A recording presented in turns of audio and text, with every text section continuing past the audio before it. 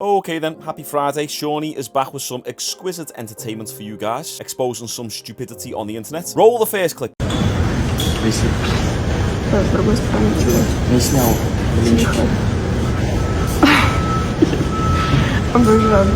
The arrogant laugh as you film that kid to make fun of him is so sad, so disappointing to see.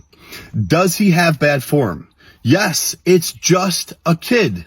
In a situation like that, you have two options. You can politely approach him and ask him if he'd like some help, then teach the young man, show him what good form is. Or you can mind your own business. Filming him to make fun of him to post on social media is never an option. And you're a professional athlete. You should know better. And I DM'd you to tell you that and ask you if you think that you're better than people and you can do as you please because you're a professional athlete. Your response? Yep, to lighten up. Really? Newsflash, being a professional athlete doesn't make you better than anybody or give you the right to treat people like this. You need to do better.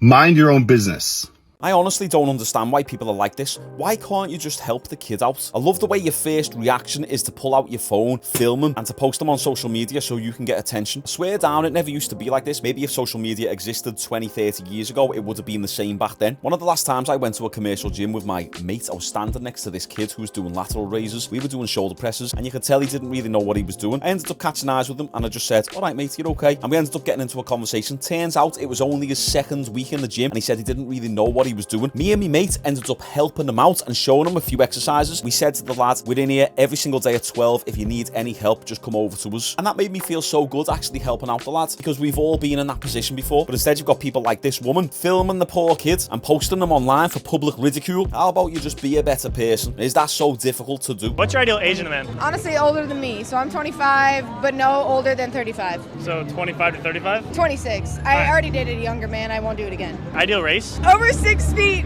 Beefy. Race. I'm getting there. Oh, sorry. I'm just giving you more detail. Okay. Beefy black men. All right, and then you said 6 foot? Yeah. Minimum income? I mean, I would love a man with 6 figures, so yeah. The probability of you finding your ideal man is a 0.069%. What's your ideal age in a man? The older, the better. You got a range? 26 to 31. How old are you? I'm 24. Me too. All right, ideal race? 24.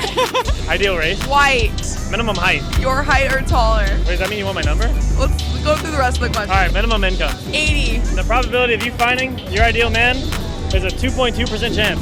That's why I'm single, motherfucker. At least she accepts her fate. Anytime women start talking about the 6 figures, 6 foot, 6 pack, 6 inches, shouts, it's just got red flag written all over. And even as a man, if I had all that, spoiler alert, I'm not 6 foot, I still really wouldn't want to date a girl like this. I want a girl who's more humble, modest, classy, trendy, feminine, not doing street interviews about their perfect man. For anyone who doesn't know, this is the Delusion meter. The Fresh and Fit podcast really popularised doing this to women, and it's making the rounds again. And putting women through this delusion test has gained popularity again. What is the age range of your ideal man? 28. 23 to 28? Yeah. The race of your ideal man? I don't have a type. Minimum height? I'm 6'3". And minimum income? Just depends what's on that feet. 6 figures a year, I'm guessing? Yes, that's actually perfect. The probability of you finding your ideal man is 0.075%. Oh, so I'm one of a kind. Okay. You just took the delusional test and your main takeaway is that you're one of a kind. How ironic is that? Speaking of delusion, I come across this one the other day. We really need to talk more about the way men abuse women with their hobbies. And by that, I mean the way that so many men will spend all of the family's extra money on their stupid hobby. Whether it is a gear room full of every kind of climbing rope and climbing shoe and cam and black diamond this, blah, or, hunting or fishing or golf. Or let's talk about the nerd, like games. I don't know how much games cost, but I'm pretty sure all that stuff is expensive. What in God's name is going on? First off, all the family's extra money, basically his money, what would you spend it on? Nice restaurants, shoes, makeup, materialism. Listen, it's a well-known fact that women don't have hobbies. That's why this one's mad. She's angry that her partner or ex-partner has actually got something to do with his life. She's sitting there twiddling her thumbs, scrolling on social media, making TikToks. Why don't you go out and get a hobby? It's called having fun and being happy. So speaking of money and transactions, check this one out. When you guys go out, who usually pays for the dates? Do you even have to ask? So I'm assuming it would be him.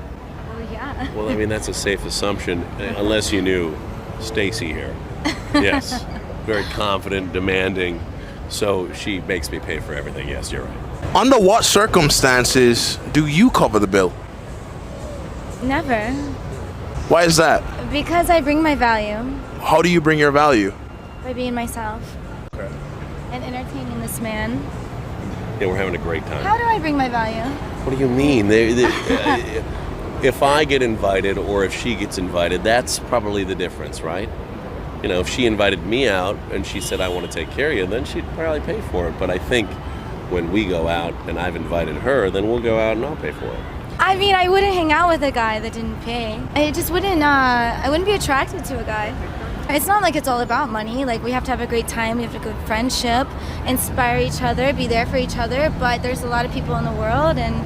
You want to be spoiled. You want to be taken care of. Absolutely, because I bring my feminine energy to the table. She says that it's not all about money, then says that she wouldn't hang out with a guy if he wasn't paying for everything. So it basically is all about money, and then everything else is secondary to that. Like, look at her. Yes, she's fit, but these fit birds often aren't worth it. You need to be a certain type of man, a certain type of individual of a certain status in order to be able to handle birds like these and put them in the place. You can tell this guy the way he stands, and he's standing there like this, and he's very uncertain and unsure about himself. He's submissive to her. The interviewer even asks her, what value do you bring? And she can't even answer it. Then she tests him on it. She goes, what is my value? And he stumbles all over the place because he knows her value is purely just her looks, and she brings nothing else to the table. This might be the type of girl who you want to date for fun for a little bit, or have a one-night stand with, or an affair with, whatever floats your boat. But this isn't the type of girl who you wife up and take home to your mum. They'll be split up soon. She'll be on to the next man, and she'll be single by the time she's 40. And she'll also have a high body count, kinda like this girl. How many people have